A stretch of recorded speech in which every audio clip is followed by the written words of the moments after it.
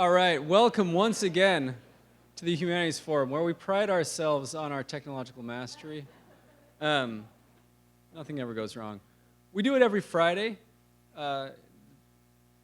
technical difficulties notwithstanding, and every Friday it's an opportunity for the community to gather together, to hear from scholars, faculty, intellectuals, journalists from around the country and around the world, to share their research, to ask sort of big questions, and to deepen our intellectual life outside of the classroom. If you haven't been to one before, let me briefly let you know what to expect. So the first thing is we will have our talk.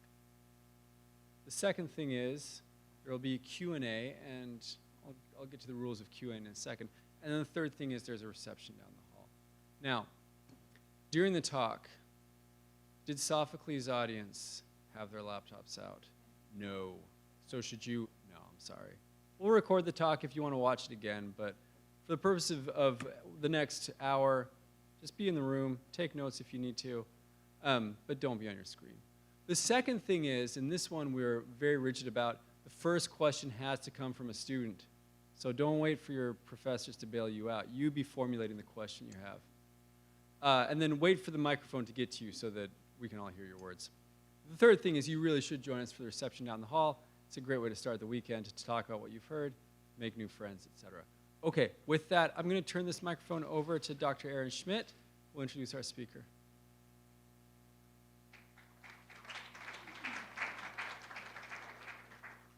Thank you, Ian. And just a word of warning, I have lost my voice. So I apologize for the way this sounds, but I promise the content is much better than the vocal quality of what you're about to hear. I am really delighted to and honored to be a member of the Humanities Forum Committee. My name is Aaron Schmidt. I'm an associate professor in the Department of Theater, Dance, and Film. And as you all know, hopefully, we are producing a version of Antigone down at the Smith Center. I see some faces of some students who were there last night. And so hopefully this lecture will feel incredibly timely for all of you. So I would like to introduce our guest. Dr. Nancy Worman is a professor of classics at Barnard College and affiliated with Barnard's program in comparative literature and Department of Women's, Gender, and Sexuality Studies. Her research focuses on style and the body in performance in classical Greek drama and its reception, as well as rhetoric and ancient and modern literary criticism and theory. She has published books and articles on these topics, including Landscape and the Spaces of Metaphor in Ancient Theory and Criticism, Virginia Woolf's Greek Tragedy, and Tragic Bodies, Edges of the Human in Greek Tragedy, which won the 2002 Prose Award for Classics. Her current research is focused on embodiment in ancient and modern literary theory and feminist receptions of ancient literature, including a forthcoming book entitled Bodies of Theory. Let us please welcome Dr. Nancy Worman.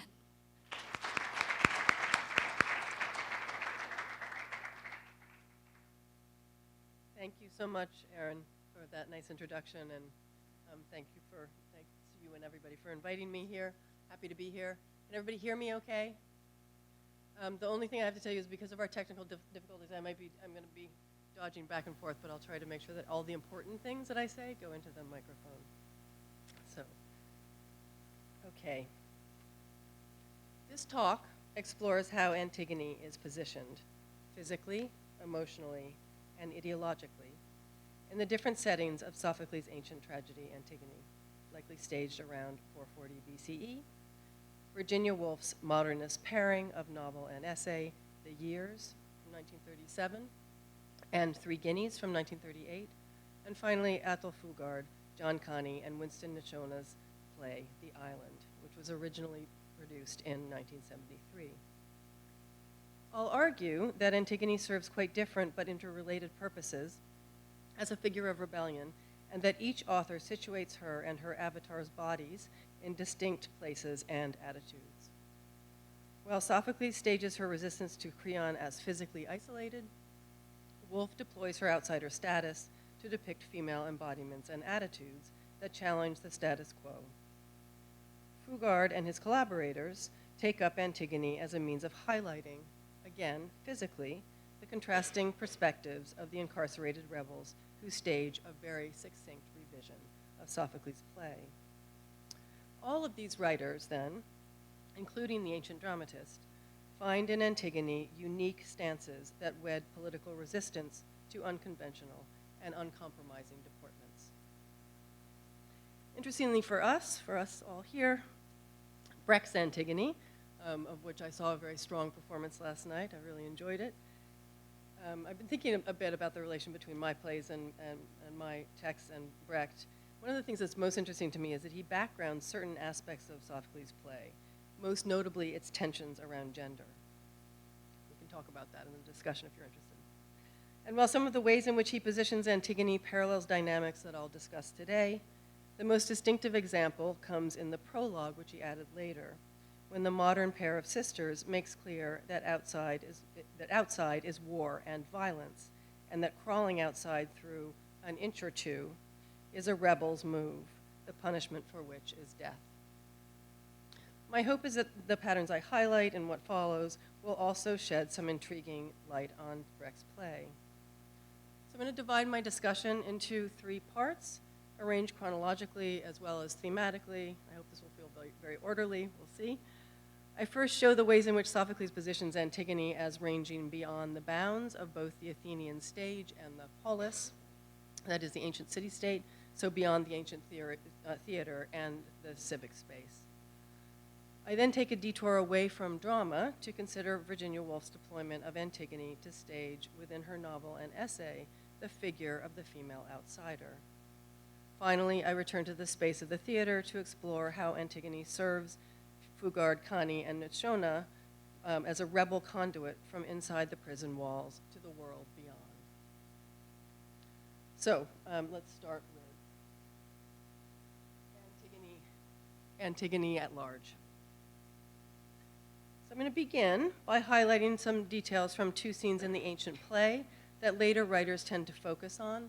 Although I know that some of you have been reading Sophocles Antigone, so this should sound familiar, but I'm going to try to look with you at things that you might not have noticed, or from a perspective that you might not have inhabited before. That's my ambition.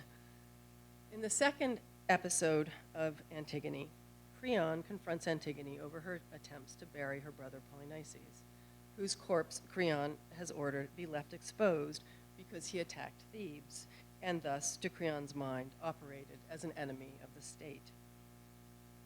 The guard whom Creon is ordered to stand watch over the corpse of Polynices returns with Antigone in tow to report that he and his fellow guards have caught her defying his edict.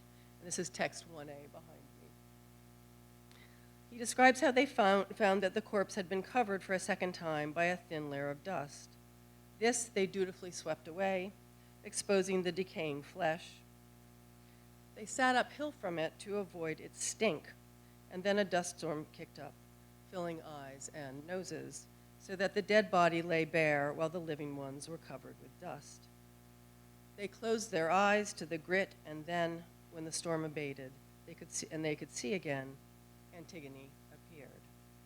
The guard describes her as occupying a creaturely and maternal attitude in relation to her brother's body, as she, quote, shrieked out the sharp cry of a bitter bird when her nest has been emptied, the bedding orphaned of her young. I should say that the text that I have on the handout don't necessarily match my translation in my paper because I used Oliver Taplin's wonderful translation. I don't know what translations you all have been using. And I'm fiddled with it a little bit, but so there might be a little bit of a gap, so don't worry. It's the same Greek, just a little bit slightly different English. She clutched, this is the end of this description here, she clutched the dust in her hands to cover the corpse again, after which the guards rushed down and trapped her. Creon's response to this gruesome account reveals his anxious grip on power in spatial terms, as he cannot abide that Antigone is ranging abroad, outside of both domestic confines and city limits. Her transgressive mobility, which Creon soon makes clear, violates conventional notions of where women belong, that is to say, inside the house, has its parallel on stage in her resistant deportment. Throughout the guard's report, she has stood silently there on stage with her head down. And when he finishes, Creon snaps, "You there, with your eyes fixed on the ground. Do you admit that you did this or deny it?" That's one.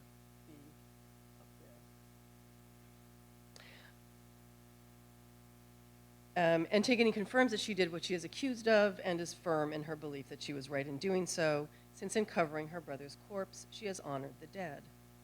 Creon finds this to be shockingly rebellious, accusing her of a transgressive boldness. The Greek word is hubris, which you may have heard of. So he accuses her of this boldness in not only violating his decree, but then also boasting of it, and, as he fears, laughing about it. Or at least that's what that's the attitude he thinks that she's taking, and it's a C here. Then the king reveals what he is really afraid of, that this fierce girl should stand up to him. The directness of his speech suggests his horror. He says, "I am no man, but she is the man." I am no man, but she is the man. Instead, if the power will lie with her without harm. At the end here. And this horror is coupled with paranoia that Antigone and her sister Ismene are plotting together within his own halls, such that even when they are inside, they are up to no good, secret plotters working in the shadows. Creon's emphasis on where these evil sisters are and what they are doing is of a piece with his concern to control the wanderings of the more rebellious of the two. And here that one now stands before him, defying him, when for all he knows, the other one is now doing something equally mad, as he claims that he just now saw her, as he puts it, raging within the halls.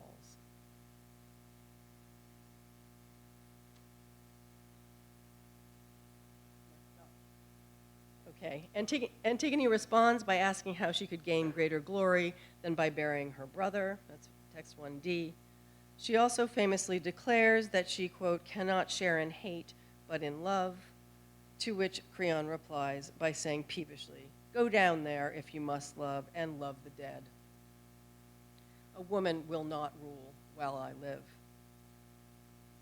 When Ismene emerges soon after, Creon accosts her with this starkly negative assessment of female autonomy, describing her as, quote, a viper lurking in the house, sucking him dry, who together with Antigone fosters what he calls a twin calamity. This is E on your hand, on the screen.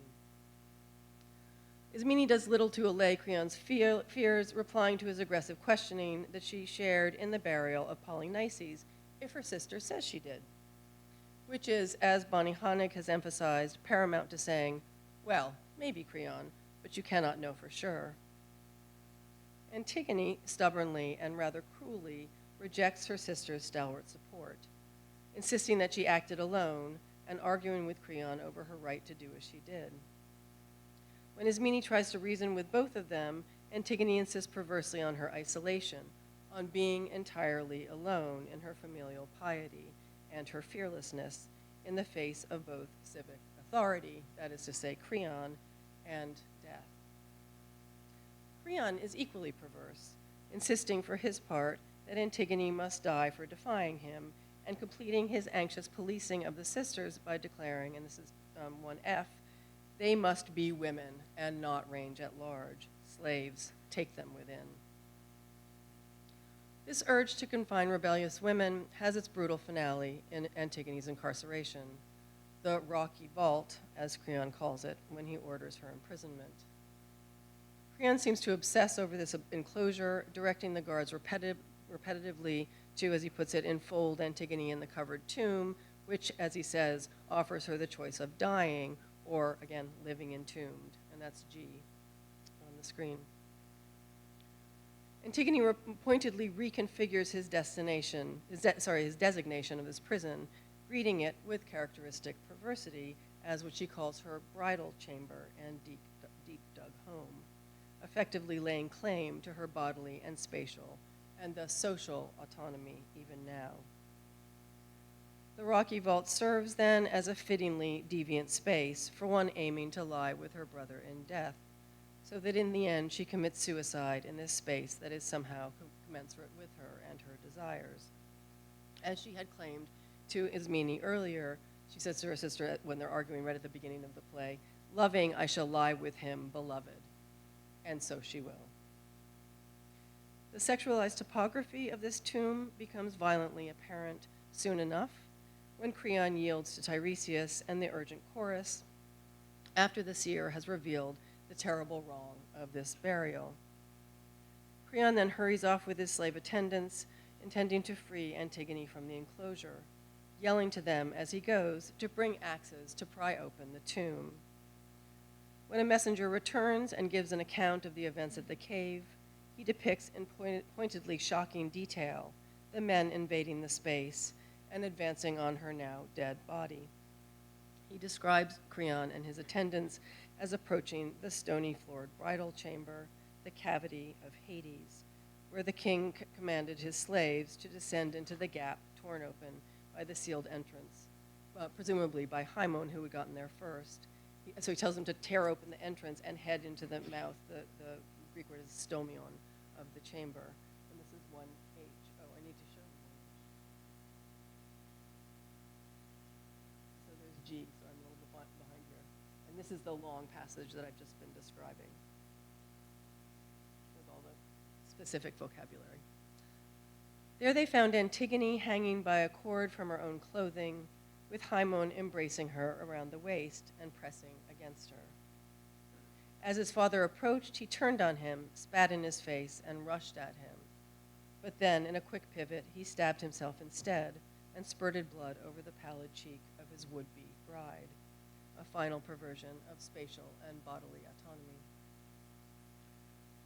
Scholars have tended to place more emphasis on the politics of Antigone's spatial isolation. Melissa Mueller, for instance, arguing that Antigone is rendered a medic, which is the ancient version of a resident alien in her own town. And Antigone actually uses that term of herself, and then Creon picks up on it. So it's very much there in the text. But the gender topography that I have been tracking here also foregrounds containment and exposure, mapping the spatial scheme onto the stage and setting up the final scene in which Antigone is left alone in her cave while Creon returns with his now dead son. Further, the emphasis on interior cavities, on clefts, entrances, passageways, and their breaching and penetration, together with the explicit mapping of the marriage tomb as Antigone's encasement and body proxy, all encourage the chorus and audience to view her as vulnerable to bodily incursion, as well as spatially and politically isolated. And in fact, and the fact that Creon returns with Haimon, but not Antigone at the end of the play, only further underscores the extreme nature of her exile from both city and stage. Next up, Virginia Woolf, Antigone, Outsider. About halfway through Virginia Woolf's 1937 novel, The Years, Sarah Digby sits alone in her bedroom, listening alternately to the nightingales outside her window and snatches of music from a party scene across the way. She reaches up at random to her bookshelf and plucks down her cousin Edward's translation of Sophocles' Antigone, which she finds she has never opened. The first passage that she settles on is the one that I have described, of the guard's report to Creon. Like the scene in the cave, it is narrated rather than enacted, relating events that take place at the margins, outside of civic space. It is also explicit and gruesome, as I've noted. And while the details registered by Sarah sit aslant of the original Antigone, with crucial ones emphasized and others added or turned from one emphasis to another, Woolf's description captures the menacing rhythm of the guard's report. So here is Sarah reading. This is text 2A here. I'm just going to read you a little bit so you can hear it. The unburied body of a murdered man lay like a fallen tree trunk, like a statue with one foot stark in the air. Vultures gathered. Down they flopped on the silver sand. With a lurch, with a reel, the top-heavy birds came waddling, with a flap of the gray throat swinging. They hopped. She beat her hand on the counterpane as she read. To that lump there. Quick, quick, quick. With repeated jerks, they struck the moldy flesh. Yes. She glanced at the trees outside in the garden. The unburied body of the murdered man lay on the sand. Then a yellow cloud came whirling. Who? She turned the page quickly. Antigone? She came whirling out of the dust cloud to where the vultures were reeling and flung white sand over the blackened foot. I'm reading it because I want you to hear how dramatic it is, right? How staged and embodied. So Woolf's passage settles Sarah's reading within the guard's details, such that the moldering body, the dust storm, and the bird metaphor are interspersed with her embodied perusal of the scene. The detail of the foot, which Sophocles' play never refers to explicitly, telescopes Sarah's readerly mimesis into a body part that indexes her own unique postures. We know from the regard of others that Sarah has an angular form with a crooked bearing. She also has a knack for mimicry, so that her embodied mimesis is of a piece both with this talent and with her askew reading style. She has been lying in her bed, struggling to read or sleep. Failing both, she decides to embody thought. She thinks it's easier to act things than to think them. Legs, body, hands, the whole of her must be laid out. Then she wonders whether thought begins in the feet, gazing at her own jutting out from under the bedsheet.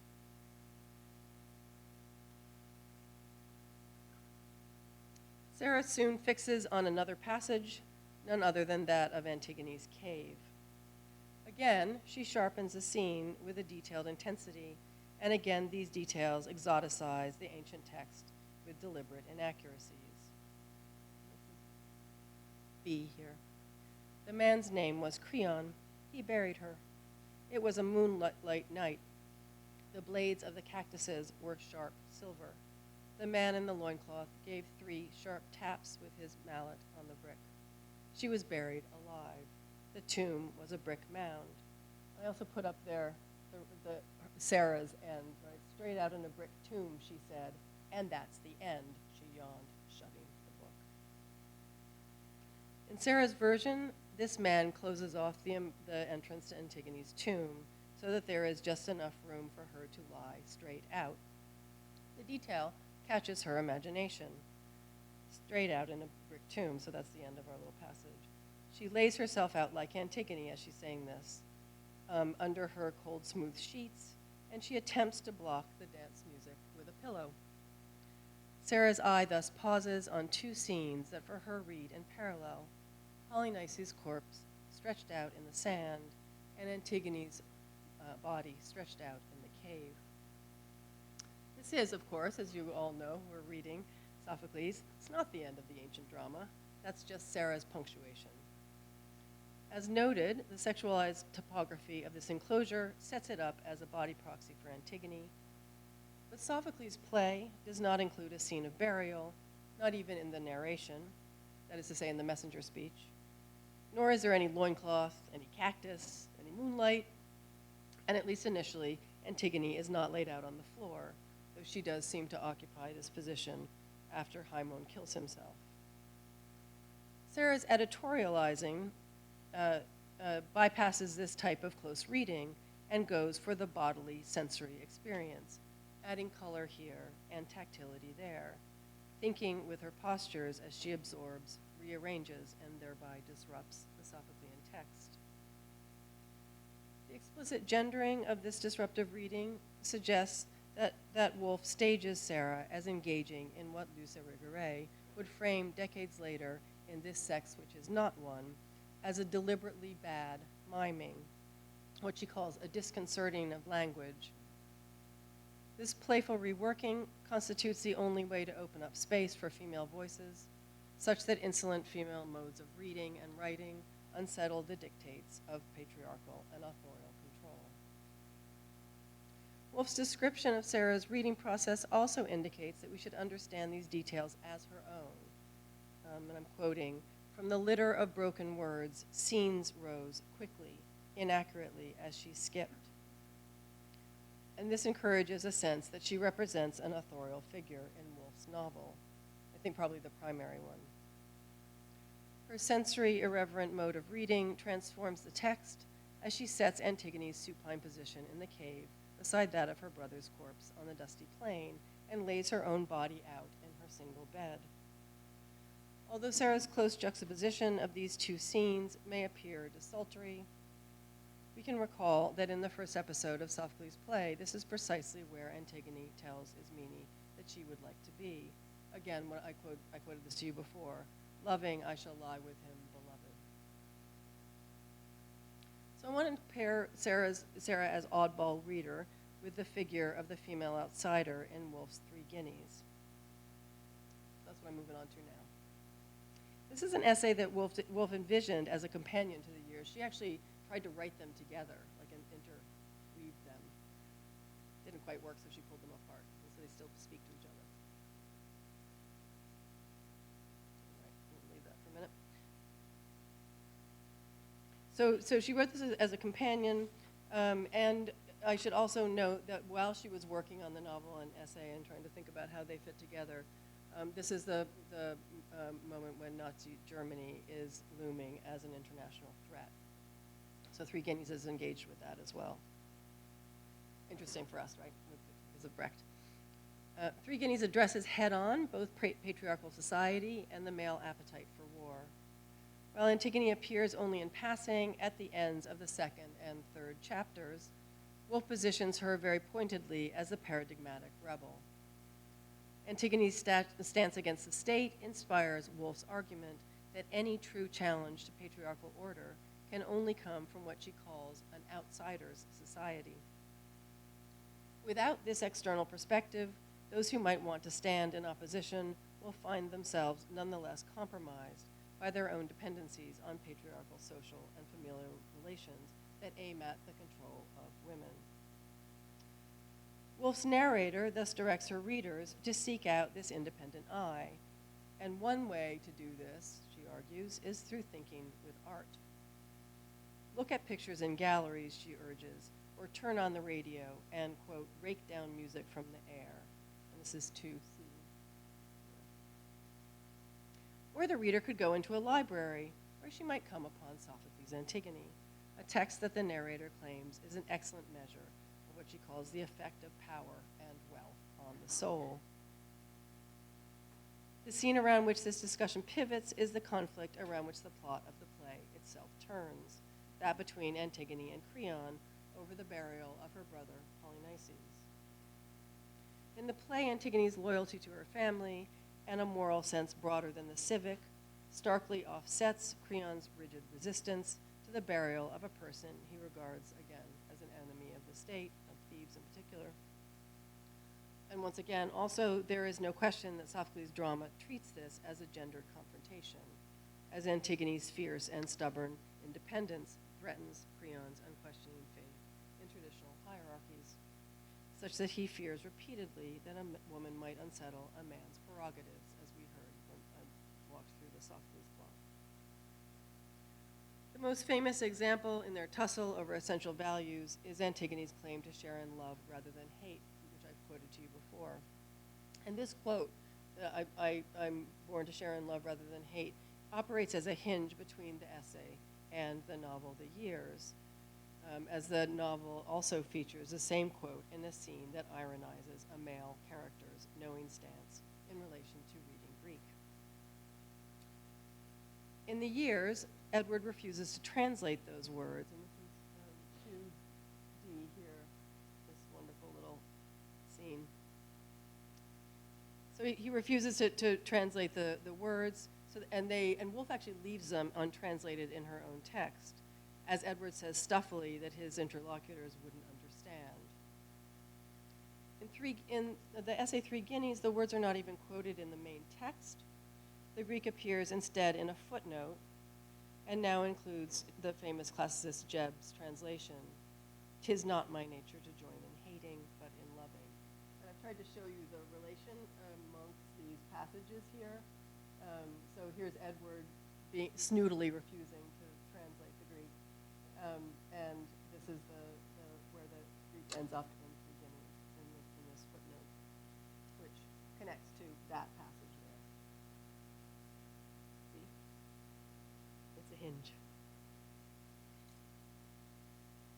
So since Antigone's since Antigone's words function as a significant between novel and essay, as I've been trying to point out, we might think of each citation as the inverse of the other. In the years, Edward denies his female and less educated male interlocutors access to the Greek line, while in 3 Guineas, Woolf's female narrator takes her revenge on old male philologists. Again, the novel itself impedes access to the Greek, not only in this instance of Edward's refusal of translation, but also in Sarah's creatively revisionist readings. Something along these same lines, and something along these same lines is at work in the essay. As with Sarah's embodied engagement with Sophocles' text, here the narrator urges a kind of purchase on Antigone's words that sets aside the tyranny of philological precision, a capacity in Woolf's era still largely reserved for elite men. That is, taking the revered philologist out of the picture is the inverse of Edward's classicizing snobbery. The novel depicts his attitude with gentle mockery, while the essay instead urges a direct and impassioned engagement with the ancient text, although in translation, and its bold female rebel. In this way, it relegates male keepers of knowledge to the textual margins and promotes direct access to values that exceed male authority and state institutions. Woolf's understanding of Antigone as standing outside and against state order has contributed to the feminist treatment of her as the original resistor. There's a long line of feminists who get behind Woolf on this. Woolf doesn't offer her own equivalent of this rebel stance until she proposes what she calls the outsider society that I mentioned before. And this comes in a discussion about disrupting the cherished conventions underpinning male commitments to patriotism and war. Here, Woolf's narrator claims, as a woman, I have no country. As a woman, I want no country. She sets this attitude over and against male sentimentality, presumption, and the paternalistic control of women. This face-off between the female outsider and male institutionalized power leads Woolf's narrator back to Antigone as a support for the freedom that she qualifies as a license, as she puts it, not to break the law, but to find the law. In this second engagement with Antigone, Woolf now directly quotes Sophocles' play, drawing on key points at which Creon clarifies his fear of female power. One quotation is from the scene that I described earlier, in which Creon reacts to Antigone's defiance with brittle attempts at control. The other quotation comes from a later scene when Creon urges his Haimon, his son,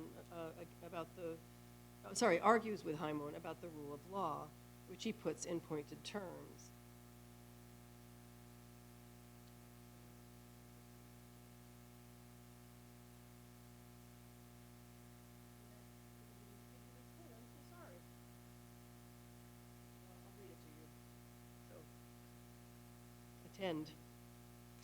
He says to Haimon when he's arguing about Antigone and the rule of law, which some of you saw, a version of which some of you saw in the play last night, he says they must be women and not range at large.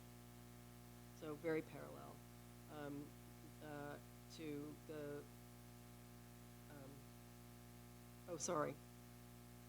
I'm mixing up my quotes, so try to follow. With Haimon, he says, we must support the cause of order and in no wise suffer a woman to worst us.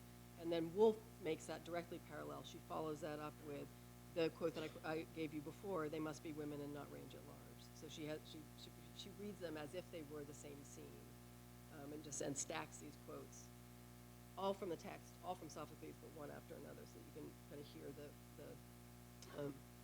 the gender refrain. So right after this, Woolf then turns to Antigone's live burial, again quoting Sophocles directly, Creon's words, which she treats as parallel to that of to the modern imprisonment of suffragists, pacifists, and Jewish citizens under Nazi rule. And this is this quote here to E. But she had neither force nor capital behind her, and Creon said, I will take her where the path is loneliest and hide her living in a rocky vault. And he shut her, not in Holloway, nor in a concentration camp, but in a tomb. And Creon, we read, brought ruin on this house and scattered the land with the bodies of the dead.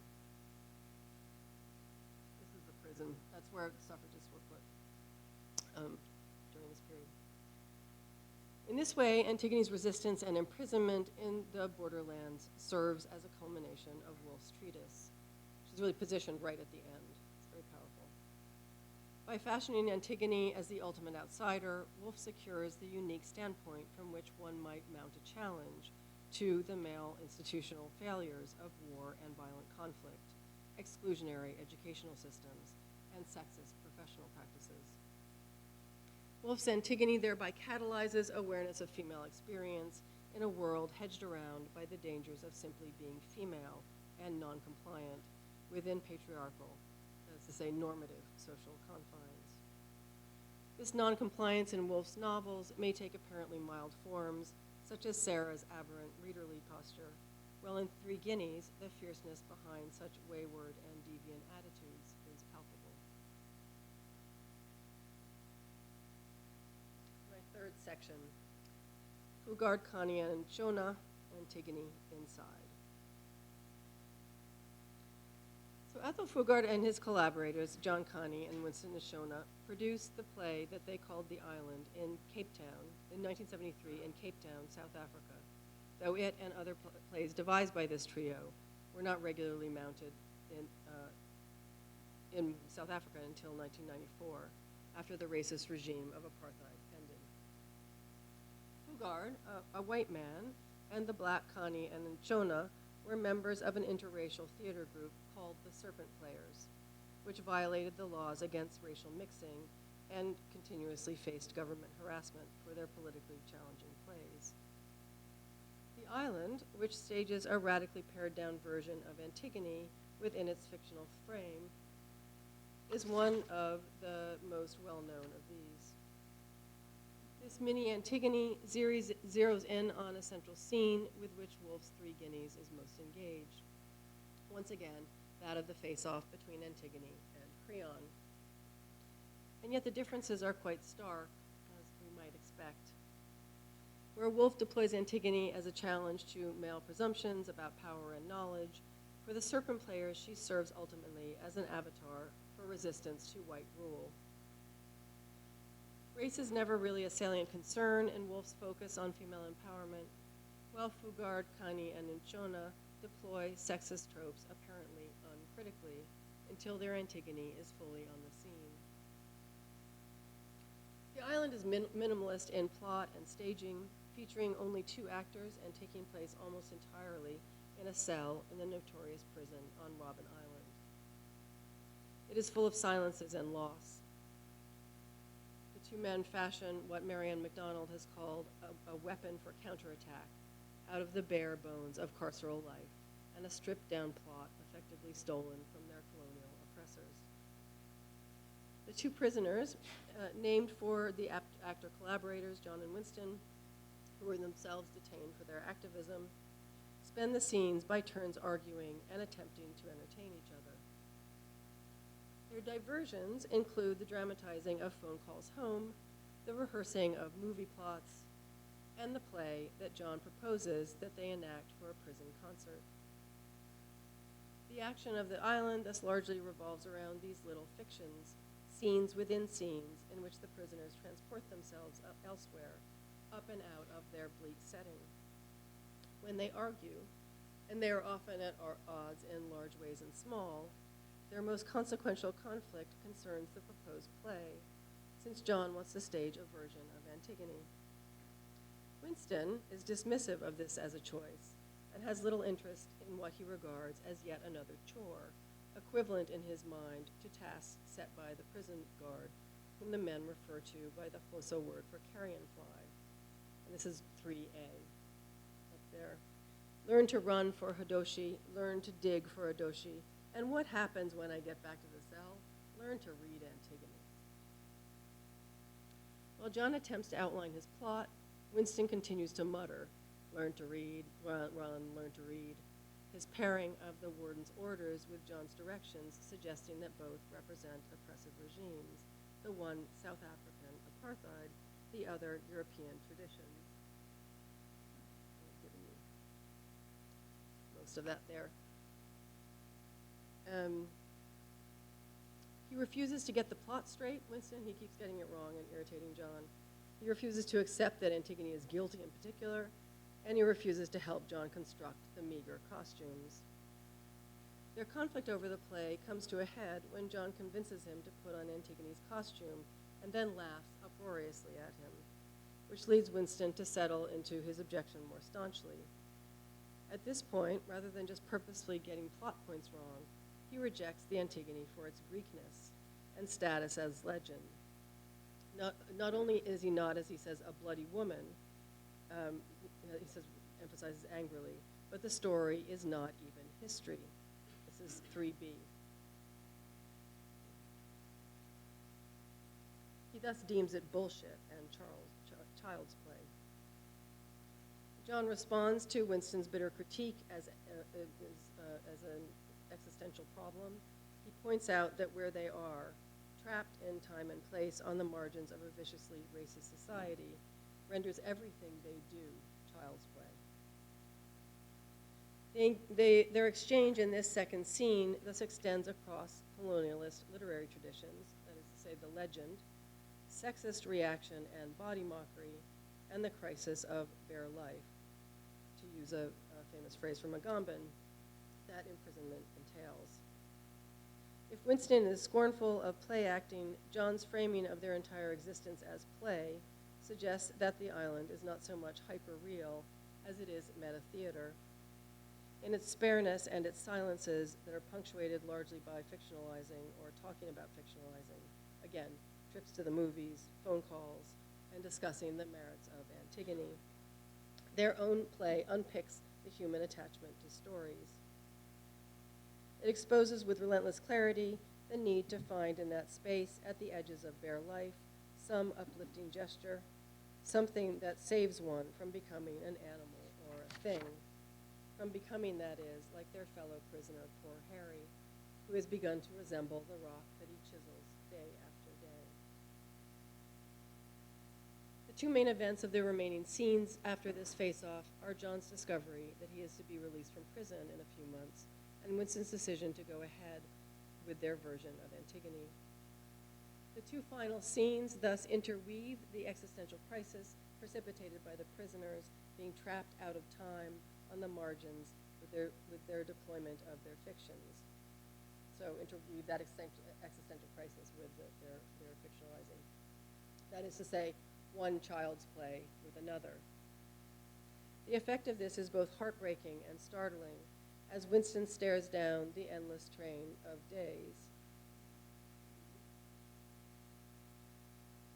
Oh, I give you a picture there. It's a little blurry, but I wanted them to look a little ghostly. That's and these are the original actors, Winston and John.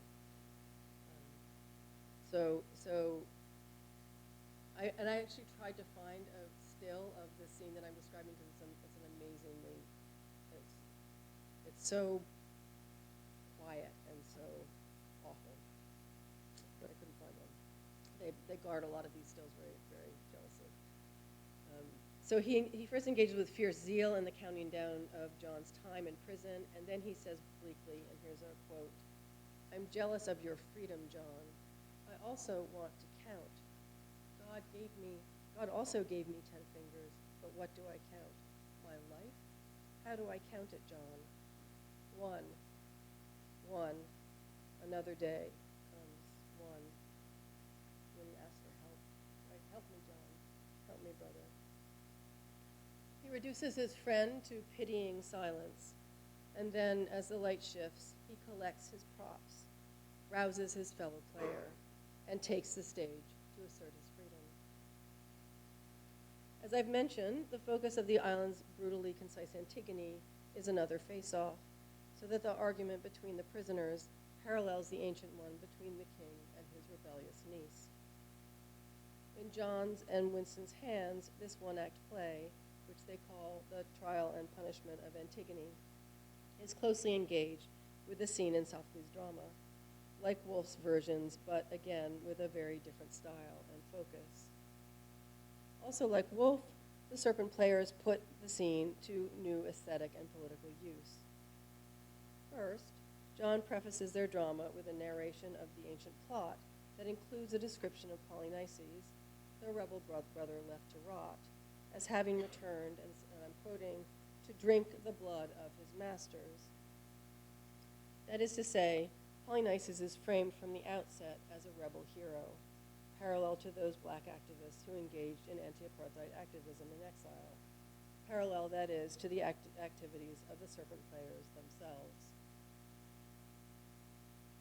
After this revolutionary prologue, John ducks behind the curtain, which is a prison blanket, and returns as Creon, opening the play proper with an extended, boastful, and hypocritical monologue in which the king extols himself as a servant of the people, who maintains community health and happiness by controlling the law. Those who challenge this happy state, and state, capital S, he deems rats, subversives who must be punished. The line that Woolf keeps returning to, the one in which Antigone declares that she shares in love and not hate, also punctuates John and Winston's version. In fact, they position it very prominently just before the end, quoting Sophocles almost word for word and deploying it as a lead-in to statements that open out directly on their own circumstances.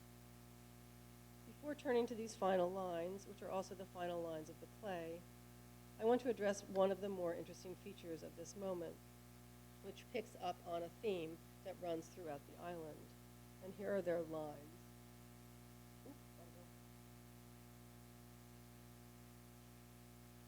This is a picture of a protest in support of John and Winston. So in the play, I actually see that in my notes I treat them as if they're the who use the characters, but they use their own names. So that's actually a typo. It should be Winston and John. I'm sorry about that. I didn't even notice that when I was first working on the passage. So Winston says, I shared my love, not my hate. And John says, go then and share your love among the dead. I will have no rat's law here while I yet live. We've heard these lines before. Right? Pretty much the same words in Sophocles' Antigone, except that Creon says one thing quite distinct. He says, no woman shall rule while I live. The eliding of Creon's brittle and anxious misogynistic retort, which is of a piece with his character as a whole, serves as a curious counterbalance to the sexist scorn with which Winston initially approaches the role of Antigone. Outside the frame of their play, conventional tensions arise around female embodiment and agency, while within their play, Winston plays Antigone with pride, and they switch up the king's misogyny for the despot's slur, that is to say, comparing humans to despised creatures, or despised. So they do this, and this resonates with their own tragedy and thus their internal audience of fellow prisoners. This line, then, serves as a cue to the final exchange and call for freedom, as Antigone, or Winston, demands an end to debate, and Creon, or John, sentences her to prison on the island. And Winston then breaks the fourth wall and addresses the audience directly. Importantly, as with the cue line, the one that I'm calling the cue line, those that both characters utter towards the end of the play remain close to the Sophoclean version. Again, it's almost a quote. So John says, and this is E here, take her from where she stands straight to the island. There wall her up in a cell for life with enough food to acquit ourselves of the taint of her blood. And then Winston looks out directly at the audience and says, brothers and sisters of the land, I go now on my last journey. I must leave the light of day forever, for the island, strange and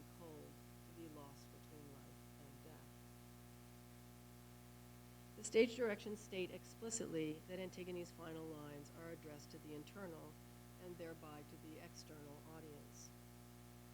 This means that, much like the interweaving of John's and Winston's dynamics with those of Creon and Antigone, these lines fuse the words of Sophocles' Antigone with those of Winston himself. They thus situate both as rebels caught between life and death, exiled to and trapped on the margins of community and human existence. The structural irony that arises lies in the fact that the prisoner's repurposing of Antigone opens out onto their own dilemma and fashions not only an end to the play as a whole, but also a view outward, beyond the confines of their prison life, to a future of freedom and equality. So to conclude, it should go without saying that Sophocles, Woolf, and the Serpent Players could hardly be more different in their cultural commitments and orientations. Their Antigones thus also differ sharply. Sophocles depicts a rebellious girl whose actions remain morally ambiguous and unsettling of cultural norms. Woolf repurposes her into two distinct versions of the female outsider, one contemplative and readerly, and the other fiercely feminist. Fugard, Connie, and Shona also pursue an activist agenda, but theirs focuses on racial oppression and largely enables or elides misogyny. More interestingly for our purposes, though, is the fact that the ancient and modern authors all situate Antigone in meaningfully embodied stances and in spaces at the margins of the community. Sophocles' Antigone stands apart and alone, hovering over her brother's body, or with eyes averted, or possibly laughing in Creon's face. And to his intense chagrin, she also repeatedly slips the noose of his patriarchal control, ranging at large to such an extent that his only recourse, or so he thinks, is to wall her up alive beyond the city's borders. Sarah, Woolf's Antigone avatar in the years, also hovers at the margins of the social scene, reading aslant of the ancient play, resisting the authority of Sophocles' text, and only acceding to straight deportments in imitation of Antigone in her tomb. The Antigone avatar of 3 Guineas, in some contrast, is a suffragist who can only sustain her resistance from the outside by standing with Antigone at the margins and refusing the conventions of civil society. As such, she faces imprisonment like John and Winston and their Antigone, which is also to say that their societies have relegated all 3, Woolf's suffragist and the anti-apartheid players, to the edges of human existence. In these borderland settings, men become rocks and forget how to count, while women recognize that when they have no bodily autonomy, they also have no country. I wish that such concerns were a thing of the past, that racist and misogynist demonizing, marginalization, and incarceration no longer had any purchase in contemporary society. Which is also to say that Antigone remains a strikingly relevant and moving figure for our contemporary moment. Thank you.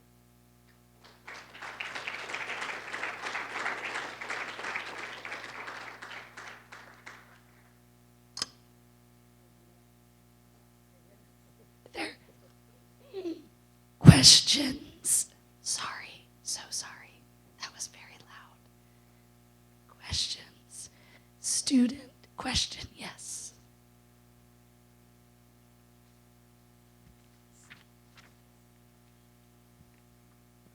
Okay. How has your study of the classics and/or classical languages influenced how you analyze these different adaptations of Antigone? How does the way I was trained influence it? Is that what you mean? Like in the classics.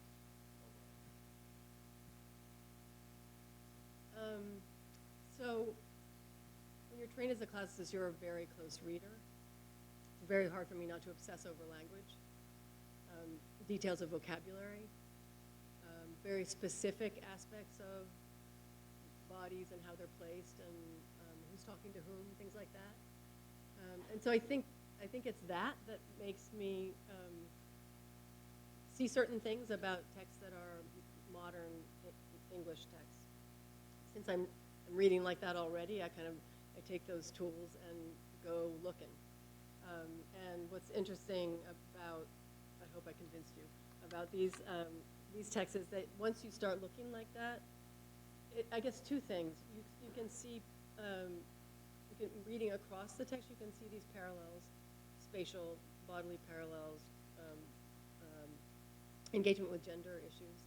But you can also see that both Woolf and Fugard and his collaborators are reading really closely that ancient text.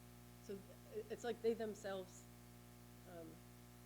help a lot, right? They kind of show you how they're looking, precisely because they're extrapolating some, but they're also reading and working with specifics of vocabulary. So that's why I was so interested, for instance, in the fact that the serpent players switch up no woman can rule for no rat, because that vocabulary speaks very fully to their particular dilemma and circumstance. But it's also a very precise engagement with the ancient play. Does that answer it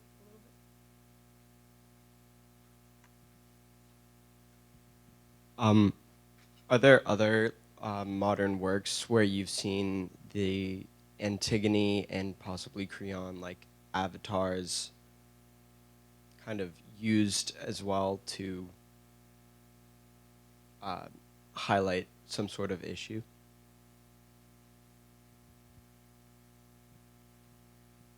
Can I talk about Brecht for a minute? Since I've been thinking about it a lot because you all were working on the play and performing it.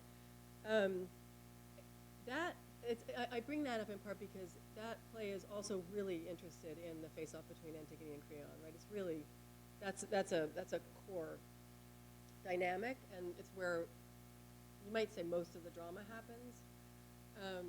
But what Brecht is, but the play itself is not, it's not a post-war play, it's a war play.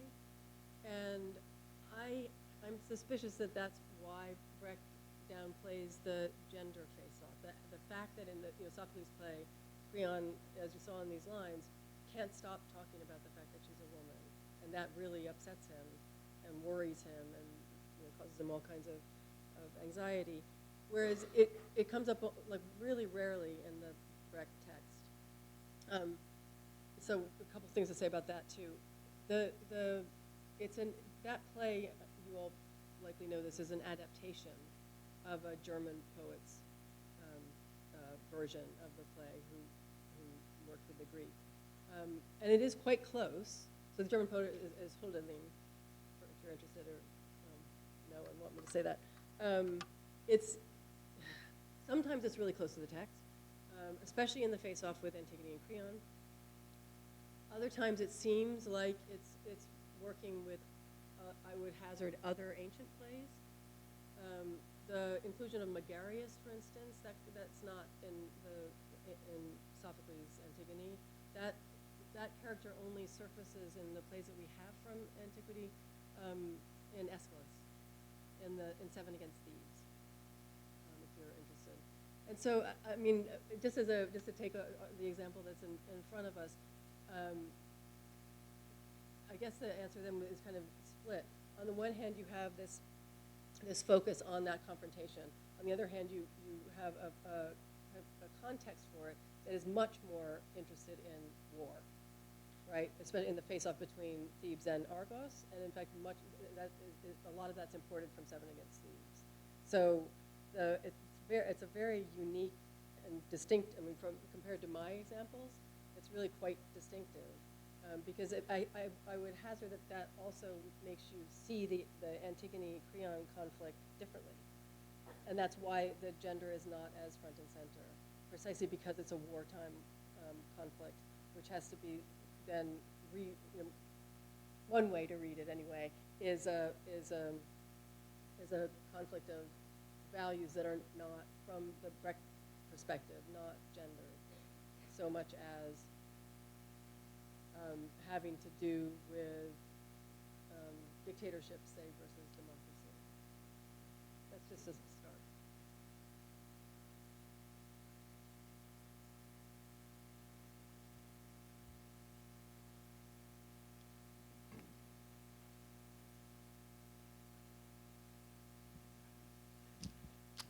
So I'm just fascinated by the fact that Woolf criticized Jeb's English translation of that line, right?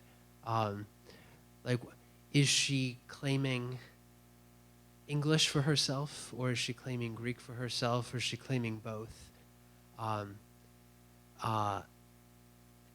this sort of odd, and if she begins by dismissing him, saying, "I'm not, you know, you don't even need to know what his name is," and then criticizing his English, it was sort of like going from "who cares" to a very specific criticism. You just see, it is a pretty fascinating gesture, criticizing his English. Yeah. Lame, she calls it. That sounds bad. So I'm not a big fan of biographical readings, but a lot of what colors the way Woolf engages with Greek has to do with her fury about the educational system, that she could not learn Greek in a formal setting, only her brothers could. And so when she's working with the Greek, and you can, there's too much to say, but let me just give you a snapshot. She is working with facing translations a lot of the time. There's a Verrill's edition of the Agamemnon, for instance, that she uses quite specifically. And she is working on her Greek with a tutor, Janet Case, and she's thinking a lot about English, and about English usage, which is her, her area of extreme expertise, let's put it that way. And I think she's embattled also with some of these famous old male philologists. Jeb is like the dominant guy, right? And so, I don't know, I think she might find his translation kind of precious, the tis and so forth, and not as direct as she thinks Antigone is in the Greek. And she has very strong, as she's working with the Greek and learning more and more about it, being Woolf, she's thinking about it very kind of concretely, about how it sounds, how it feels, and how it therefore fits with and extends one's understanding of the characters. So that's my snapshot.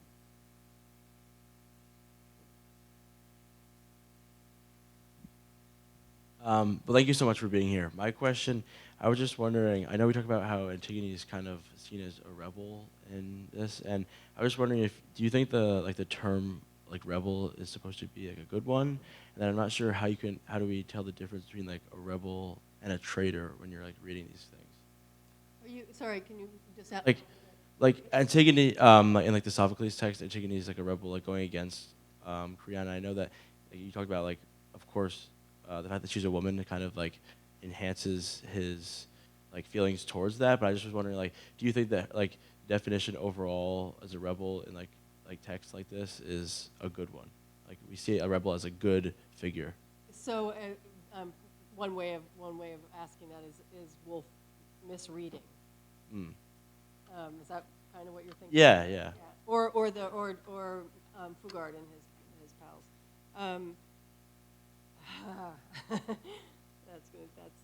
We could be here for days. Yeah, So sorry.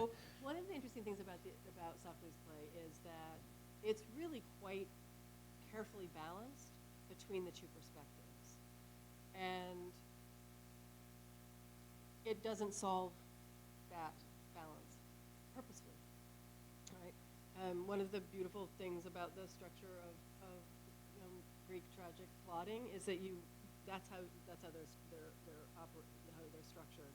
Sorry, this is very geometrical and kind of basic, but you have two antagonists and usually a third perspective to triangulate it, and then group response in the chorus. And often the chorus doesn't really engage with the plotting, although earlier choruses do. But sometimes they side with one of the interlocutors, but often they give you a kind of audience response, which is like, oh no, I don't understand. What should we do? Right. So you have that. But the main thing is those two primary positions, the face-off. The whole point of tragedy is that they are unresolved, and when you get to the end. And some plays actually end by with the chorus saying things like, "We don't know what just happened. We're in a state of unknowing, and life is really mysterious." Yeah, that makes sense. And I think so. That's to say that the way Antigone has been repurposed for deployment as a rebel, that is in the text. But so are a lot of other things, right? So is a position by Creon that you could see as reasonable for a leader who's just maybe still half embroiled in war, worried about the life of his city, right? And thinking he's protecting it. And then the other thing to say about Antigone is that she's not, just this awesome hero. She's really mean, right? I mean, she's cruel to his meanie. When she actually says in her final speech, which everybody takes as like so beautiful and so moving, she says, "I'm the last of my family." It's like, what happened to your sister, right? And she's very. That's what I was saying about that scene where his meanie is like, "I'll stand with you. I'm happy to be with you," and she's like, "Nope." I appreciate that. Thank you.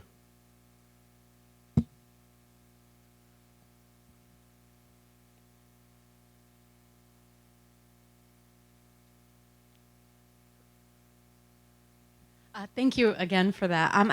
This is, I guess, kind of a follow-up to one of the earlier questions. Sorry, does my voice sound weird? This is weird in my ear. Can you hear me okay? Thank you. But I had a follow-up question regarding what you were saying about Greek, and I hadn't noticed it before until your various examples. But in Woolf, we have that whole scene about translation and the privileging of translation. And then in The Island, we have, I think it was John who says, learn to read. And it sort of got me interested in how both these modern examples sort of highlight reading Antigone and having access to Antigone as a critical element. And so I'm just wondering if it was just happenstance that they coincide like that, or if something's going on where we have in the early 20th century a woman doing it. In The Island, you have during apartheid. Is there something going on with these about access to Antigone as itself being transgressive? Because for so long, classics belong to a very certain type of person, and none of the people who we have reading Antigone are those types of people. And so I'm just wondering if the action of reading itself can fit into this narrative of transgression. That's pretty much it. Thank you. That phrase that I quoted from Miriam McDonald, which I was trying to find about the taking the weapon from the oppressor, right? So I take it that she's not just meaning the text, but actually reading carefully, right? Taking yourself to be a competent reader, and therefore capable of repurposing it in a way that will be not just useful, but progressive, meaning advancing the understanding of the play, right, as well as of your circumstances. And I think reading it, it's got to be a crucial piece of thinking about the colonialist scene. So let's starting backwards, and we'll go to Woolf. Precisely because reading is a luxury, right, and a leisure time activity. Education is a luxury, and isn't it? Don't you all feel that? And you need the time to do it, right? And what I said earlier about close reading and the classicist eye and so forth, I think I feel like that's also there in the Serpent Player's text. I feel like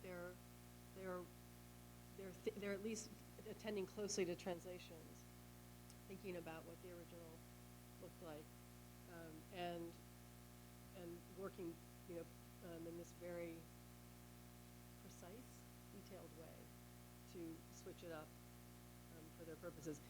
On the Woolf, in the case of Woolf, a little different, right? Elite British scene. The young women were raised to read. Didn't have a whole lot else to do because they weren't allowed to do much else. They did a lot of reading. But this scene Sarah's scene of reading is authorial, and writing is more of an adventurous thing for women to do. I mean, not that there aren't plenty of female 19th century novelists, but still, to say, I'm doing this, right? I'm going to be like Jane Austen and sit in my corner no matter who comes to tea, right? Even for Woolf, I think that still feels like an act of resistance. And precisely this kind of reading that is like, it kind of takes its hands off the precision of the text and sets out on its own, right? Sarah as author. Thank you.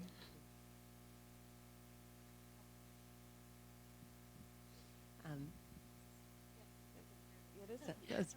Thank you so much. I'm a little bit piggybacking on that. I had a different question in mind, but I'm looking at your slide as well. And it occurs to me that when John and Winston are debating the phrase child's play, they could equally say it's a child's play. And part of, I think, the disparities that we see in Sophocles are about age as well, that Antigone and Haemon are both so young. And that they, because they are so young, have access to something more natural that is free from institutions that are built up. So a different view of law, of justice, of love, of loyalty, of all those things. And I'm wondering if that's part of the stance as well in the adaptations, that these readers are using Antigone as a way of invoking something that is not yet of those patriarchal institutions and societies in a temporal sense too. That there's something naive and therefore natural and right about the lines that they are taking against whatever system it is that they're resisting. That's so interesting. Thank you. I have to think about that. This little conversation, what John seems to mean when he says it's all child's play, everything we do, is that we're caught in this no man's land, out of time and place. So nothing means anything. So child's play in a quite negative sense. But these are deep guys. I think they're fixing on this young rebel, young being the pointed term, precisely as an extension of their own sense of themselves as always having been engaged from their idealistic teenage forward, in a kind of child's play that is not meaningless or silly. So that's one thing to say about this play. The other thing about Antigone, it does seem as if it's important that she's a teenager and a virgin. And I use that word very specifically because the category of virgin in antiquity is kind of pre-gender. It's really interesting. Even the term is neuter.